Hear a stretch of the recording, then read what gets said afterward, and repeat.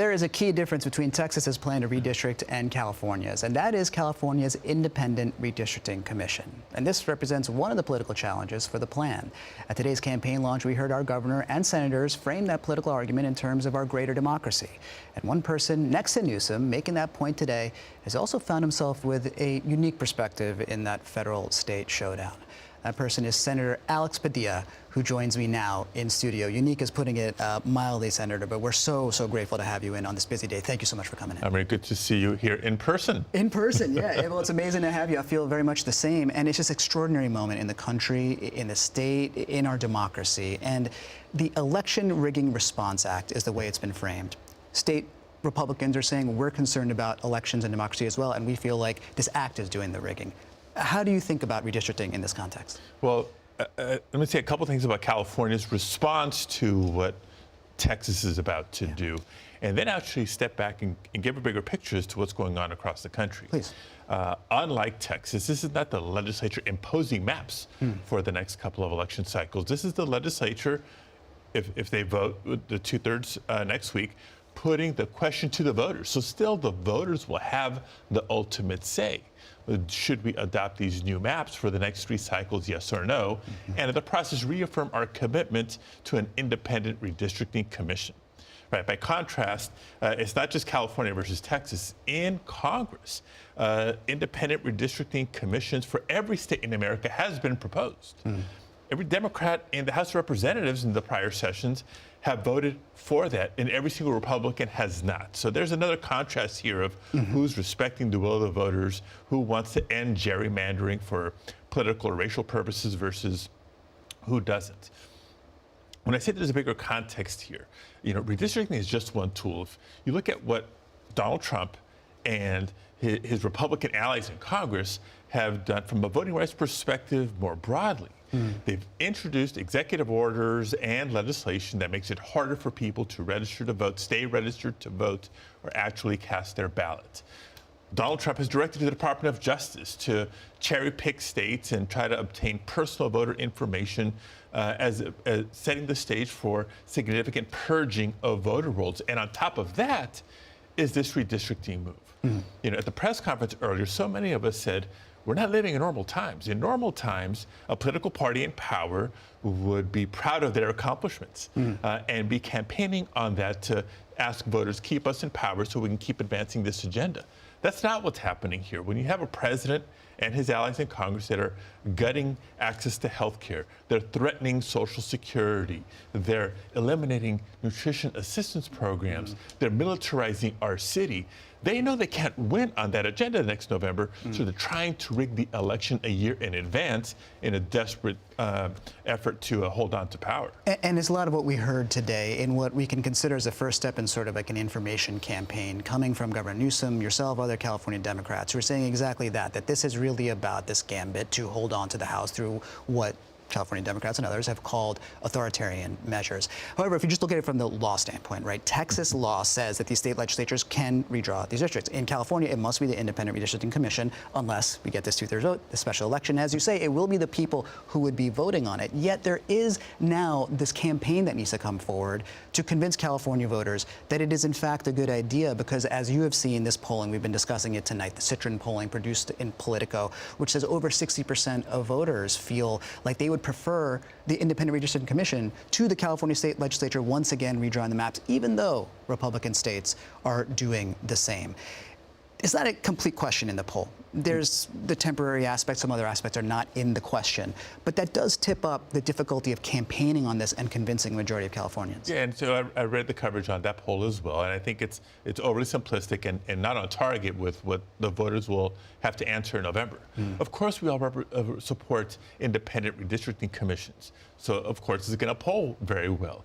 What's before the voters is something different. It's reaffirming the independent redistricting commission process, but recognizing that the stakes are so high, that the damage being done by the Trump administration is so severe that maybe the situation calls for a temporary pause on the current maps, the current district boundaries. Let's have the voters decide whether or not to adopt a new map for the following 3 election cycles and revert back to the Independent Redistricting Commission. What do you say to those who say, we've heard things like this before, when people in power say, give us some of the power. Trust us, we'll give it back in a few years. Just give it to us from now because it's really important that we do it now. War powers, emergency powers, we've seen it with presidents, leaders, others, and it makes people feel a little uncomfortable. It just gets to some of the political undercurrent of what will be before voters potentially in November. How do you respond? Yeah, I hear what you're saying, and that's why it is going to be written into the measure. Again, assuming the legislature passes it by a 2/3 vote in time for a special election this November. So there wouldn't be a requirement to come back to the legislature or the governor to revert that power back to an independent redistricting commission. And again, ultimately, the voters are deciding this question. But if you want to talk about abuse of powers or not giving powers back, that's one of the things that working families across the country are feeling under this president. Republicans are in the majority both in the House of Representatives and in the Senate. I see it up close and personal. And gone are the checks and balances. Gone is this notion that Congress is acting as a co-equal branch of government, performing accountability over the administration. Republicans in Congress are simply giving Donald Trump whatever he asks for, and we're seeing the result of that. We're seeing it in higher prices, these failed, tariff wars. We're seeing it in the militarization of our city, this overly aggressive immigration enforcement, and on and on and on. My God, the elimination of the Department of Education and no pushback from Republicans. That's the overreach. That's the abuse of power. And that's what the voters of California have a chance to stand up against both this November and next November's midterms. And what I'm hearing from you is some of what might form the basis for the framing for this conversation with the voters. It does feel like Governor Newsom is ultimately, and yourself and others, say this is about Trump or us in a way. And what we're seeing under President Trump or not, and the voters of California will ultimately decide. But you talked about these immigration enforcements. Today, at this campaign kickoff, we saw ICE agents masked and armed show up essentially in a show of force outside of this press conference. They detained one person. This Bovino from ICE there was asked why they were there. He said, well, we're here to do our immigration enforcement. This is not about Governor Newsom. We don't even know where he is. Paraphrasing there. But what is your response to that statement and also the presence from ICE at this rally? Of course they were there intentionally. It was not a coincidence. They're either hoping for that split screen moment or trying to send a tough guy message. That's all they've been trying to do. Donald Trump and his administration is all about the spectacle, all about the drama, not about results.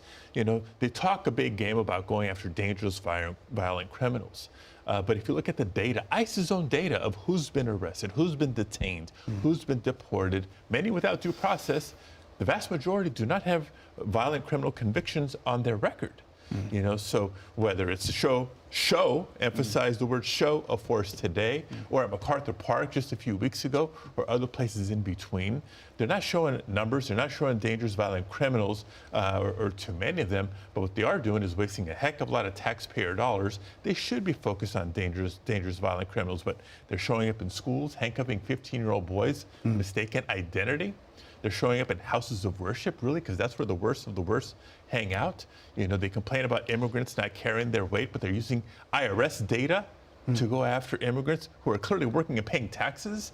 They can't have it both ways. Senator Padilla, as you speak about people being detained and handcuffed, I think about 2 months and 2 days ago. You show up at a DHS conference, you identify yourself, you are ultimately apprehended, detained, and handcuffed. This is a moment that has obviously made international headlines. You go on to deliver an impassioned speech on the floor of Congress. People coming out of that supported you. Mike Madrid, a frequent guest here on our show, said that you now, Senator Padilla, has become, in some sense, a transcendent Latino civil rights political figure like we haven't maybe seen before. You also had critics who said, in some way, you showed up to manufacture this moment. You knew what you were doing in some way. You've had some time to reflect, some time to process. When you think back on all of this and see this response, the response to the moment, how does it strike you? Yeah, so a couple things. One, as I've been saying every day since that press conference, if that's what this administration is willing to do to a United States senator with a question, then imagine not what they're capable of, but what they are doing to so many cooks, car wash workers, farm workers, other essential workers who are undocumented but don't have a violent criminal history when the cameras are not on. You can only imagine, number one. Number two, if they're that afraid of a senator with a question, imagine their fear when millions of people took to the streets on No King's Day to peacefully protest, exercising their First Amendment rights. And that's why the movement and the political groundswell of resistance in California is so threatening to the Trump administration that they send ICE agents to the front door of where today's press conference was happening. Not a coincidence by any stretch or by any measure. And for you, personally, that moment, transformative in so many ways. You think about the promise of America and what it means to represent people who vote for you. You think about what it means to speak your truth to power and be in a place to which you feel you have access as someone who has been empowered with the sovereign will of the people. How do you feel about what happened? Yeah. Well, first of all, never would have imagined that that would have been the response or the reaction to me trying to ask a question.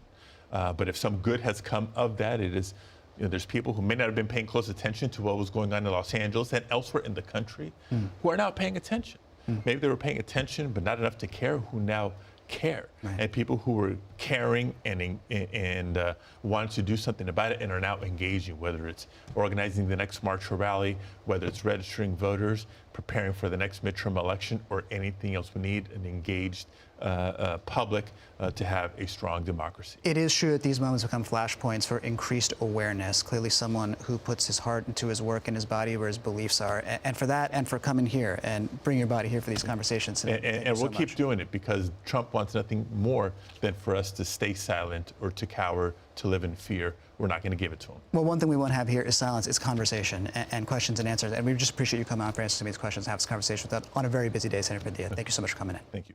Thank you for watching our YouTube channel. Let Spectrum News be your resource for balanced, in-depth political coverage, and click the subscribe button right here. You can also download our app or watch us on TV to learn more about the candidates, where they stand on the issues, and more. We'll see you then.